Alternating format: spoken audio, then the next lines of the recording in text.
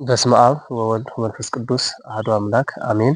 የተወደዳችሁና የተከበራችሁ ውድ ቤተሰቦቻችን እንደምን አላችሁ? ይህ 22 ሚዲያ ነው። እንግዲህ በዚህ ሚዲያ ወርሃ ጽጌን በተመለከተ አንዳንድ ትምህርቶች መማማር ስላለብን በመካከላችን ውስጥ ላይ እንግዲህ በጎጃም ውስጥ ማለት ነው ዳንግላ ወረዳ ትልቅ መምህር አሉና እሳቸውን ዛሬ ይዤ ቀርቤያለሁ። ለምጠይቃቸው ሁሉ ጥያቄ ምላሽና ማብራሪያ ይሰጡን ዘንድ በክብር ወደዚህ ጋብዣቸዋለሁ። እሳቸውም ደግሞ አክብረውንና ወደው ትዕዛዛችን ተቀብለው ወደዚህ ስለመጡ በጣም ከልብ እናመሰግናለን። መምህር ሽመልስ ይባላሉ።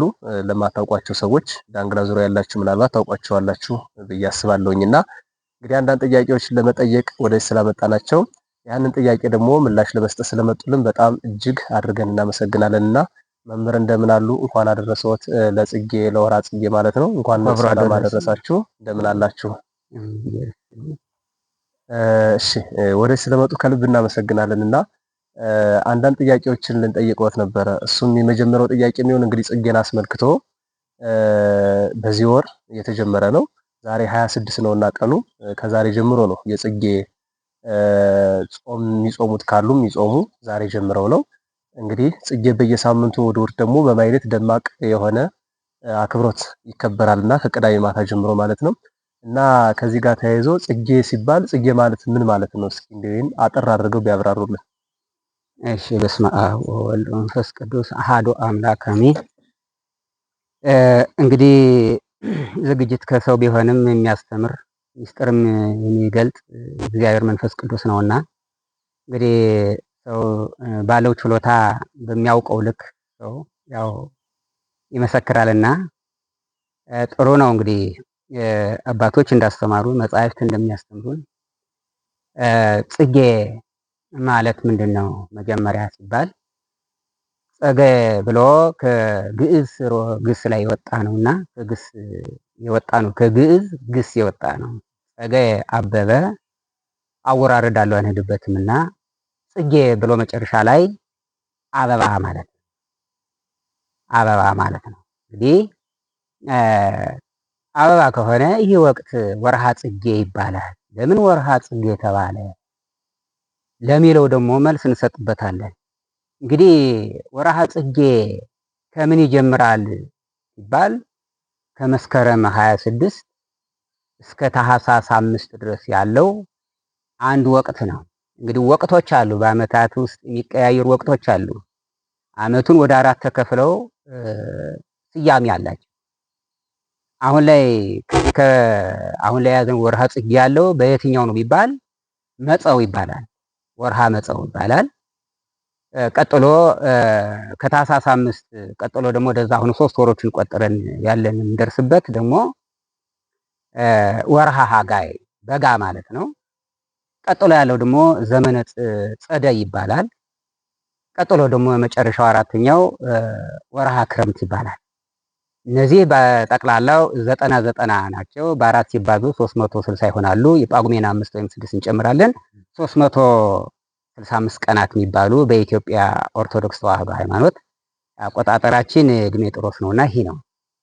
ይሄን ብለን እንግዲህ ምንድነው ይሄ ሰዓት ብንለው ደግሞ አሁን ወርሃ ጽጌ ምናል በየት አድርገን ወደ ጾም ስንመጣ ደግሞ ከመስከረም 26 እስከ ህዳር 6 ቁስቋም ድረስ ያለው 40 ቀን ነው።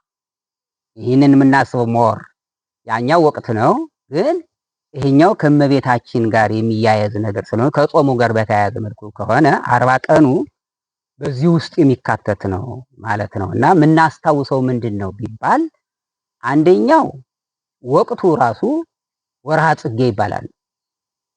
የአበባ ወቅት የአበባ ወቅት ነው ማለት ነው። ለምሳሌ 3 ወራት ሰኔ፣ ሐምሌ፣ ነሐሴ እነዚህ የተዘሩ በቅለው አለምልመው በዚህ ወቅት ግን የሚያብቡበት ጊዜ ነው።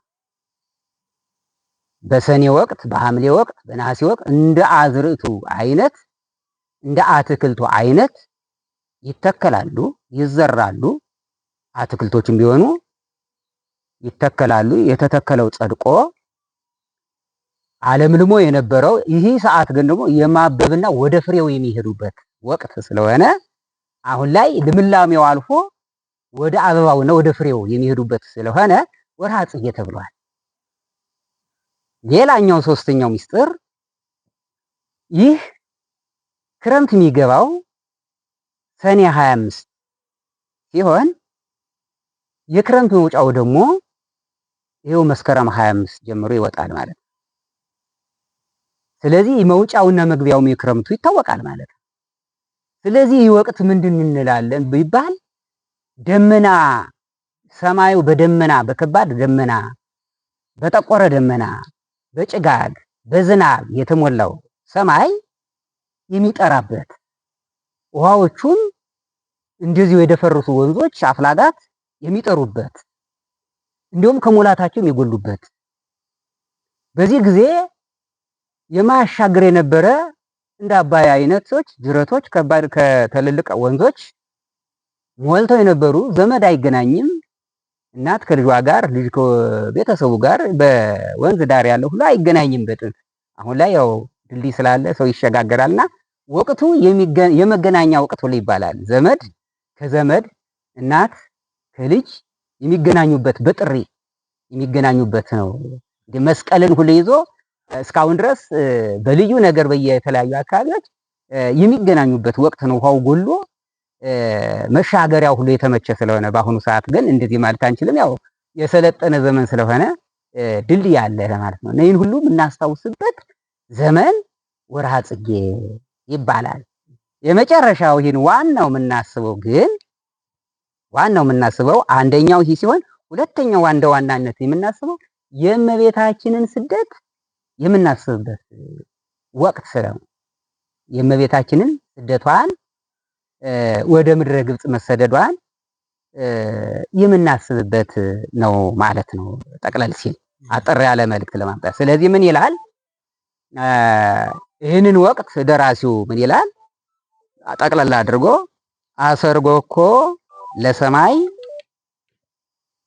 በከዋክብት ወለምድሪ በስነ ጽጌያት ግብረ እደዊከ አዳም እግዚኦ ይላል። ይህንን ደግሞ በዚህ እንግዲህ አባቶች በእንደዚህ አይነት ስንኝ ደግሞ ገጥመውታል። ሰማይን በከዋክብት ያስዋብኸው፣ ምድርን ደግሞ በጽጌያት የሸለምኸው ያስጌጥኸው እግዚአብሔር ፈጣሪ ኩሉ ዓለማት የእጅህ ስራ ምን ያምር ብለው ሊቃውንት ያመሰጥሩታል። በዚህ ጊዜ ብርሃን ከጨለማ ወደ ብርሃን ከጭጋግ ከዝናብ ከደመና ወደ ጠፈፍ ወዳለው ጭቃውም እየቀነሰ ወንዙ እየጎደለ አበቦች ፈንድተው ጥሩ መዓዛ የሚያመጡበት ለፍሬ የሚበቁበት ወቅት ነው። በአጠቃላይ አጠር አድርገን ስናየው ለማለት ነውና ይህን እናስታውሳለን ለማለት ነው። መልካም እንግዲህ ጽጌ በዚህ መንገድ ተባርቶልናል። ሁላችንም የገባን ይመስለኛልና ካልገባችሁ ደግሞ በኮሜንት ማሳወቅ ትችላላችሁ። ሌላም ጥያቄ ደግሞ እንደዚህ በኮሜንት ማሳወቅ ትችላላችሁ ማለት ነው። መልካም መምህራችን በጣም እናመሰግናለን። ቀጣይ ደግሞ እንግዲህ ጽጌ በዚህ መንገድ ከተረጎሙልን ጌታችን መድኃኒታችን ኢየሱስ ክርስቶስ ከእናቱ ከድንግል ማርያም ጋራ ከዮሴፍና ከሰሎሜ ጋር ሆኖ ወደ ምድረ ግብጽ የተሰደደበት ምክንያቱ ምንድነው? እስኪ አጠር ባለ መንገድ ቢያብራሩልን። ሌላ ጥያቄ ስለሚኖረን አጠር ባለ መንገድ እናመሰግናለን። ትምህርቱ በጣም ሰፊ ነው። የሁለት የሶስት ቀንም ሊሆን ይችላል እንደ መምህሩ ሁኔታ የሚሰጠርም ነገር ስላለው ወደ ታሪኩ ከመግባታችን በፊት ቶታሊ ያለውን ሴንሱን አሁን አንደርስታንድ የምናደርገውና ያለውን ነገር አንደርስታንድ ማድረግ ከሆነ አንፃር እንግዲህ ጌታችንና መድኃኒታችን ፈጣሪ ሁሉ ዓለም ነው። አምላክ ነው። ፈጣሪ ነው። ሰሪ ነው። ሰማዩም ዙፋኑ ነው። ምድር መረገጫው ነው። ሁሉ የእርሱ ነው። ምሉ በኩልሄ ነው። ነገር ግን ለአዳም በገባው ቃል ኪዳን መሰረት አምላክ ሰው አምላክ ሆኗልና ወረደ ተወለደ ብለናል። ስለዚህ ወደ ግብጽ ነው ስደቱ የሆነውና ወደ ግብጽ መሰደዱ ዋናው ምክንያት ትንቢት ስለነበረው ነው። ትንቢቱ ኢሳይያስም ተናግሮታል፣ እነ ሆሴዕ ተናግረውታል፣ ነቢያት ተናግረውታል። በወንጌልም በምዕራፍ ሉቃስ ምዕራፍ 2 ላይ ጀምረን ስናይ ከቁጥር 40 ጀምሮ ያለውን ነገር አለን። ወይ ወርድ እግዚእነ ውስተ ምድረ ግብጽ ተጽዕኖ ዲበ ደመና ቀሊል ይላል። ጌታችንና መድኃኒታችን ኢየሱስ ክርስቶስ በቀላል በብርት ደመና ተጭኖ ወደ ምድረ ግብጽ ይወርዳል የሚል ትንቢት አለው። ሆሴም ልጄን ከግብፅ ጠራሁት ይላል ምዕራፍ 11 ላይ ልጄን ከግብፅ ጠራሁት ይላልና ትንቢቶች ሌሎች እና ኢሳይያስም የተናገሩት ነገር አለና በብዙ ነገር ትንቢት ተነግሮለታል፣ ምሳሌ ተመስሎለታል፣ በሱባኤም የተቆጠረለት ነውና በእንደዚህ አይነት ሆኖ እንግዲህ አምላክ ሰው አምላክ በመሆኑ ምክንያት ወደ ምድረ ግብፅ ተሰደደ። የተሰደደበት ምክንያት በሄሮድስ ምክንያት ነው። ታሪኩን አንሄድበትም። በሀገር ኢየሩሳሌም ሄሮድስ ነበረ በወቅቱ የነበረው ንጉስና በሰብአ ሰገል ምክንያት ነው የአይሁድ ንጉስ የት ነው እያሉ ስለመጡ ሰብአ ሰገል የሩቅ ምስራቅ ሰዎች ፋርስ ባቢሎን ሰዎች ናቸውና ኮከብ እየመራቸው አመጧቸው ስለነበረ ወደ ምድረ እስራኤል ሲገቡ የአይሁድ ንጉስ የት ነው የተወለደው እያሉ ሲሉ ሰምቶ በእውነቱ እንዲህ ከሆነ ብሎ በዚያ ታሪክ ምክንያት አልሄድምና ንጉስ ከተወለደማ እንግዲህ ንጉስ ካልገደለ ይሆናልን በማለት ሊቃውንትን ጸሐፍትን ሰብስቦ ታሪክ አዋቂዎችን ሰብስቦ ጠየቃቸው። እውነት ነው ወይ ንጉስ ይወለዳል ወይ? በዚህ አዎ ይወለዳል፣ በንጉሰ ሰማይ ወምድር ሲያሰኘው ነውና ይወለዳል። በየት ነው ቢባል በቤተልሔም ተብሏል። ነው በቤተልሔም ነው የሚወለደው። ታዲያ ምን ላድርግ ሲል ሰይጣን በልቡ ገብቷልና ታሪኩን ባልሄድበትም ሄዶ መከረው። ምን ብሎ መከረው? የኔን ስልጣን ያንተን መንግስት የሚቀማ ህፃን ተወልዷል አለው።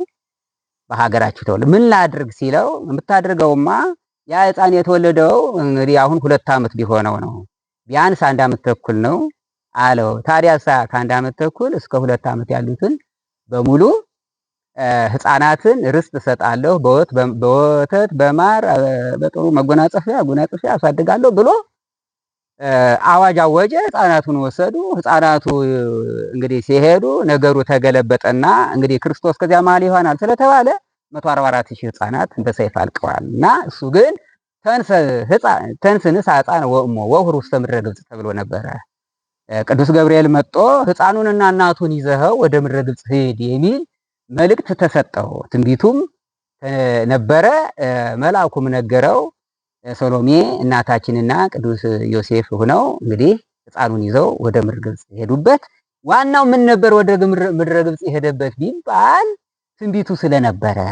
ለምን ተሰደደ ለሚለው ጥያቄ አምላክ ሲሆን ለምን ተሰደደ? ባለበት ሆኖ በአምላካዊ ጥበቡ መፈጸም አይችልም ወይ የሚፈልገውን ቢባል ይሄ ነገር አንደኛው ምክንያት ምንድነው የተሰደደው ቢባል ግብፅ አምልኮ ላህም የላም የበሬ ምስል እያቆሙ ይሰግዱባት ነበርና አምልኮ ላህምን ለማጥፋት ወደዚያ ሂዷል።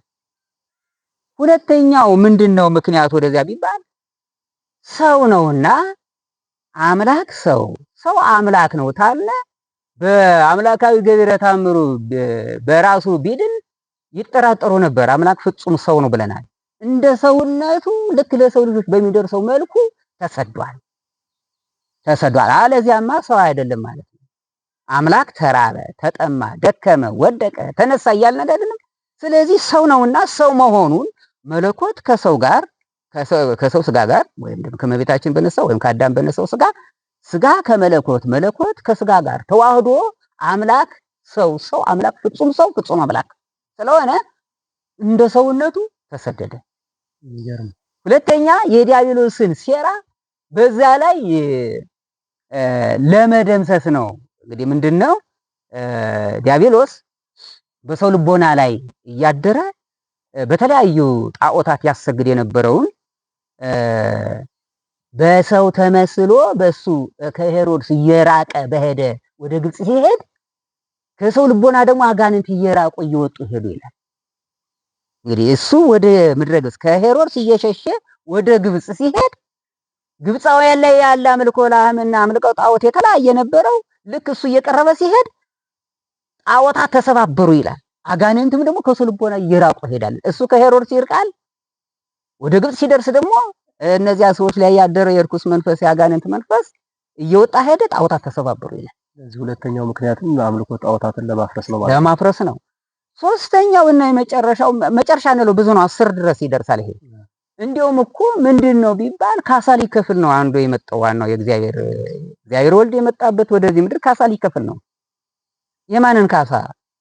ከልጅ ልጅ ተወልጄ ሰው አምላክ አምላክ ሰው ሁኜ ራሴ ካሳ ከፍዬ ወደ ቀደመ ክብርህ እመልሳለሁ ያለው ነበር። ተስፋ ስለነበረ ከሰማይ ወደ ምድር እየተሰደደ እኮ የሰው ልጅ ነው። የመጀመሪያ ሀገራችን እኮ ሰማይ ነው።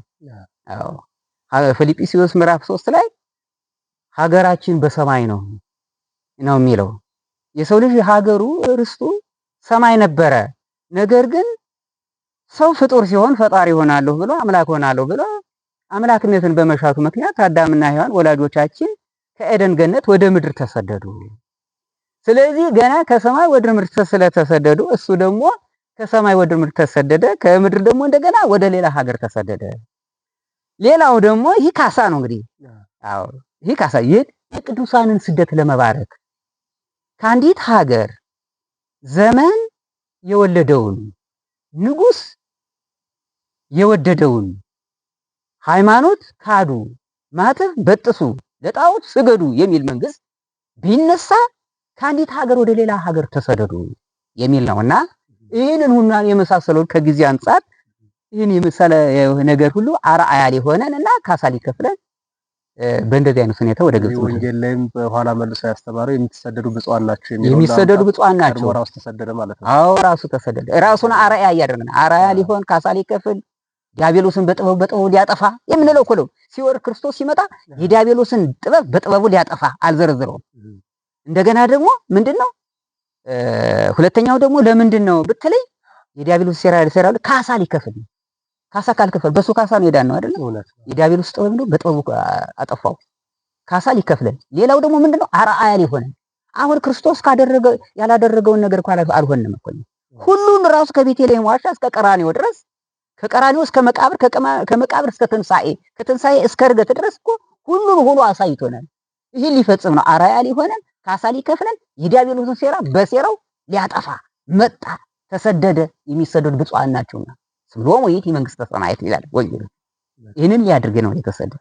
አዎ በዚህ ሰዓትም አሁን ሲሰደድ ብዙ ገዳማትንም ባርኳል። አዎ ገዳማት አሉ እና አስቄጥስን እነ ሲሃትን ይባርክ። እኔ እኮ 10 ናቸው ብያለሁ። ከጊዜ አንጻር ልመለስ ብዬ ወደ 10 እንደገና ደግሞ መልኩን አይተው ምን ሲሴኒ ላይ ለወልደ እጓለ እመሕያው ይላል ዳዊት።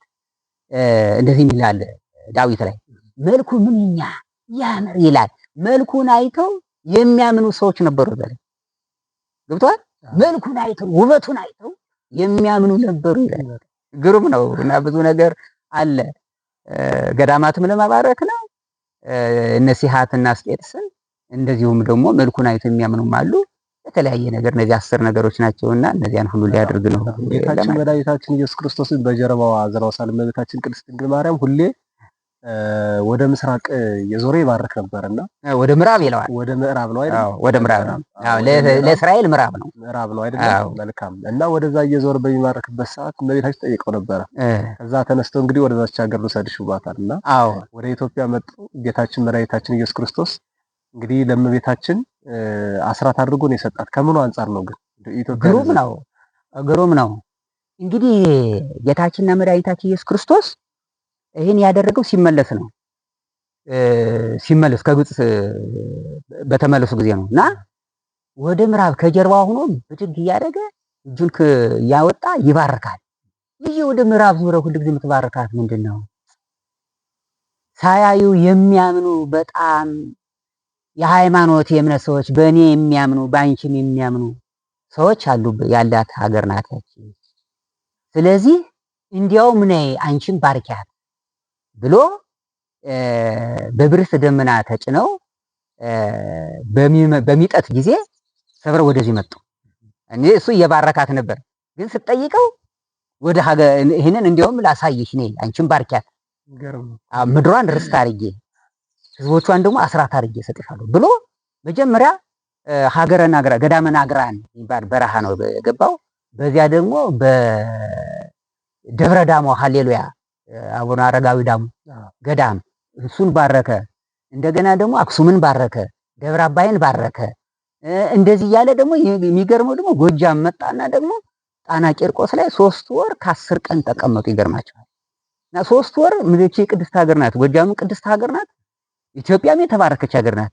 3 ወር ከ10 ቀን ጣና ውስጥ ተቀምጦ ብዙ ነገር በጣም ህዝቡ ሁሉ እየሄዱ ይሄ ዛሬ የተለያየ ነገር በውጭ ላይ ግብዣ ሲጠላ አብዚ እየተደረገ ሁላ እንትን የሚባል ሲሄዱ በመከራ በአሕዛብ ሀገር በሰቀቀን በችግር በረሃብ በጥማት በፍርሃት ሄዱ። ግንቦት 24 ቀን ነው ያ።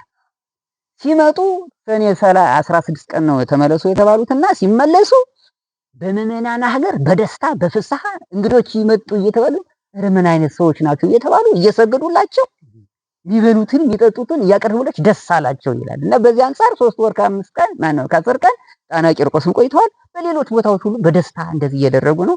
ኋላ ባርኮ ጨርሶ ሁሉን ደቡብን ሁላ የባረከው ብዙ ገዳማት አሉ። አሁን እነዚህ ላብነትን ያነሳው ደቡብን ባርኳል፣ ሸዋን ባርኳል፣ ጎንደርን ባርኳል፣ ትግራይን ባርኳል፣ ጎጃምን ባርኳል። ሱራውት ኢትዮጵያ ሁሉ ተባርኳል። እንዲያርጎ መጨረሻ ላይ ወደ ግብጽ ዙረው ነው ወደ ኢየሩሳሌም ይሄዱና ሄዱ። ስለዚህ በእንግዳ ተቀባይነቷ በዚህ ነው የእመቤታችን አስራት አገሯ ተሰጣለች። በጣም ስለዚህ ምዕመናን ሁላችንም እንግዳ ተቀባዮች እንግዳ ተቀባይና አማኞች ሳያዩ የሚያምኑ ብፁዓን ናቸው ከተባሉት አንዱ ኢትዮጵያ ናት። የሚገርም እኮ ነው የራሱ ከዚህ ቦታ መወለዳችን በጣም ግሩም የሚያስገርም ነገር ነውና ግሩም ኢትዮጵያ ታበጽ ሄደውያ ሀበ እግዚአብሔር ነው ያለ። ኢትዮጵያ እጆቿን ወደ እግዚአብሔር ተዘረጋለች አለ። አሜሪካ አላለም፣ እንግሊዝ አላለም። ባቢሎን ነፋርስ ቢነሱ በሌላ በኃጢአት ነው። ሶዶምና ገሞራ ቢነሱ በኃጢአት ነው። ኢትዮጵያ ግን እጆቿን ወደ እግዚአብሔር ተዘረጋለች። በጣም እጹብ ድንቅ ሚስጥር ያለው ነው። ይሄን ወደ ውስጥ አንገባበትም። እኛ እኮ በጣም እንደው ግሩም ሀገር ነበረች እኮ በእውነቱ። ሳያዩ የሚያምን ብፁዓን ንዑዳን ክቡራን ናቸው የተባሉት ሀገራት ውስጥ ኢትዮጵያ ናት። እና ብዙ ድንቅ የተደረጉና የተባረከች ሀገር እግዚአብሔር ምንላት ለዚህ ነው። እግዚአብሔር ራሱ ገብቶባታል አይደል? ሀገር እግዚአብሔር ናት። እና ይሄ ነው ግሩም ነው። በጣም እናመሰግናለን መምህራችን። እንግዲህ አጠር ባለ መንገድ ስለ ወርኃ ጽጌ እንዲያደርገው አብራርተው ነግሮናል። በተለይ ኢትዮጵያ ውስጥ ያለው ነገር ሲነሳ ብዙ ነገር መናገር ይችሉ ነበረ። ያው ሰዓት ስለሚገድበንና አንዳንድ ነገሮችም እሳቸውም በአገልግሎት ብዙ ነገር ስለሚጠመዱ በዚህም አንጻር ነው አጠር ያደረግነውና ሌላም ያልገባችሁ ጥያቄ ካለ በኮመንት ማሳወቅ ትችላላችሁ። እዚህ ድረስ መጣው ይህንን የመሰለ ማብራሪያና ምላሽ ስለሰጡን በጣም እናመሰግናለን። ከልብ እናመሰግናለን። ተመልካቾቻችን ስላዳመጣችሁ እናመሰግናለን። ቪዲዮውን ያው ለሁሉም ሸር አድርጉ እንዲዳረስ ማለት ነው። ሰብስክራይብ አድርጉ፣ ላይክ እያደረጋችሁ ቪዲዮውን ለመላው ሕዝበ ክርስቲያን አዳርሱ። መልካም የወርኃ ጽጌ በዓል ይሁንላችሁ። እናመሰግናለን። ወስብሐት ለእግዚአብሔር ወለወላዲቱ ድንግል ወለመስቀሉ ክቡር። ይቆያል።